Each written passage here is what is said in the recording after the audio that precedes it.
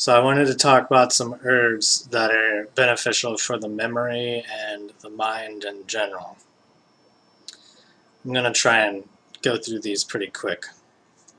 So the first one is Kola, and Kola and Bacopa, actually, both of those are very similar. They're both called Brahmi in Ayurveda, and they're both great for the mind in general, for memory specifically.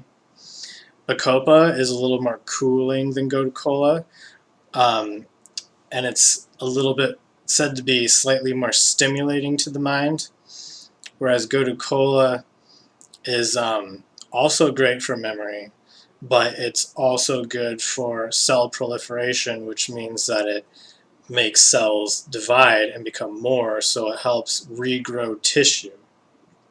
And so Cola in particular is really amazing for the nervous system.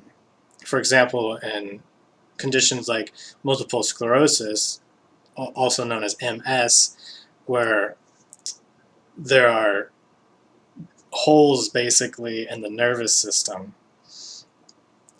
Cola will actually be able to heal those so that the synapses can go through again, so that you have an arm that's not moving, or you can't move your jaw, or you're losing function of different parts of your body due to your nervous system deteriorating. Cola can actually regrow the nervous system back. So it's pretty amazing in that sense. And it can also be really good for memory as well. So Bacopa, a little more cooling and a little bit more stimulating, just barely so. Cola, also cooling, but a little less cooling, but also regrows tissue. So the next herb is Shankhapushpi. All these herbs I will spell out below the video. You can check that out. So Shankhapushpi, all of these herbs are from Ayurveda, by the way. Some of them are shared between different systems. Regardless, Shankhapushpi is something that is traditionally taken by children in school to increase their memory recall. It's also really good for digestion. And Shankhapushpi is, some people say it's cooling, some people say it's warming. It's not really very warming. If anything, it's warming to the digestive tract. So it's going to ignite Agni, which is the digestive fire. It's going to help you digest food better. It's also associated with upper chakras of the body, whereas Cola is associated with the 7th crown chakra.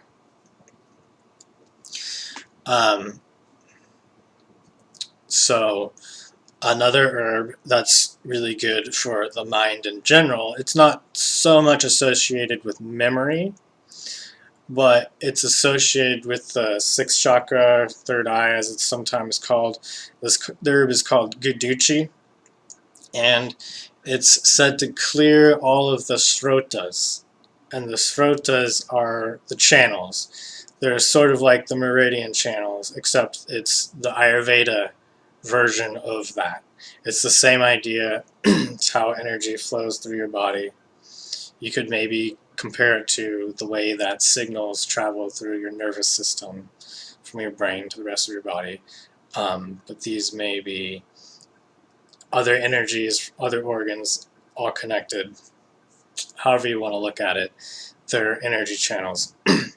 And Guduchi is said to clear all of them, especially the ones in the brain. And I've heard of this, actually, when my herb teacher had a pre-verbal autistic child speak full sentences for the very first time to his family after taking Guduchi in pretty high doses, along with other herbs. But Guduchi was the herb that did it when he added that to the formula, the child suddenly started speaking for the very first time in their life after being speech impaired from autism. So it's pretty amazing for that. It's also really good for meditation. A lot of people who meditate regularly, if they start taking Guduchi regularly, you may notice that you can have less effort in your meditation, and your meditations become more effortless, and you can just reach those higher states much easier. And in the sense that it clears the channels, it can clear energy faster. So it can clear out what's blocking you. The other herb, last herb I want to talk about that's really good for the mind. Oh yeah, I want to mention Guduchi is anti-inflammatory, but it's said to be warming, so that's somewhat contradictory by some people. Some people would say that doesn't make sense. I don't really know. Either way, I think it's warming in the sense that it warms up the digestive tract, but it may be cooling in the sense that on your peripheral, like your arms and your joints, it's going to have an anti-inflammatory effect, so cooling in that sense. So not very warmy. Then again, back to Calamus. Calamus is also used in Chinese medicine. It is really good for, in Ayurveda they say it connects the tongue with the brain. So it's good for speech, similar to how Guduchi was used with pre-verbal autistic children to help them talk. Calamus has also been used to do the same thing. And it's also really good for people who may have a problem like stuttering or not being able to express themselves fully. So the sense of connecting the tongue metaphorically to the brain. So Calamus is very heating. It's very warm, almost to the point where you could say it's toxically hot. It's so hot that it could potentially cause problems. And you want to be very careful with this herb because if you take too much of it, you can vomit. I've had it happen myself. You want to be safe. Don't be like I was and just push your limits. Take a very small amount at first. You do not want to take a very large dose. I can't remember the exact amount right now, but I will post it below this video so that I don't want to say the wrong number and be wrong. But be careful with that one because it can make you very nauseous and very sick if you take too much of it.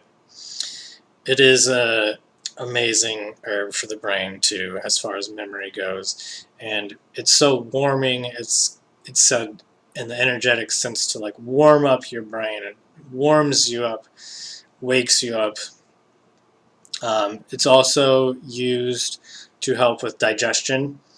You can actually replace ginger with calamus potentially. It doesn't quite taste exactly the same.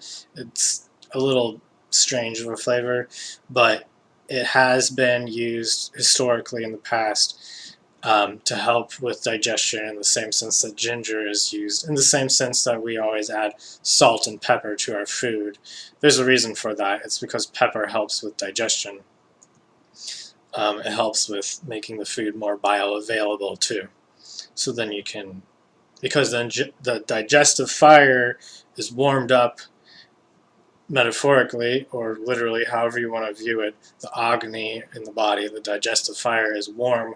Therefore, it's going to be able to cook the food, as they call it, so that the food can go into your body and be used properly. A lot of times you ingest food and it just goes straight through you, and you don't actually get the nutrients out of it. So you have to have a good digestive tract, and so Calamus can help with that as well. So I am going a little longer than I meant to, so I am going to call it now. This will be the end of the video. Thank you for watching. check out my other videos if you like this video, and I should have a little bit more information about these herbs posted below the video. Thanks for watching.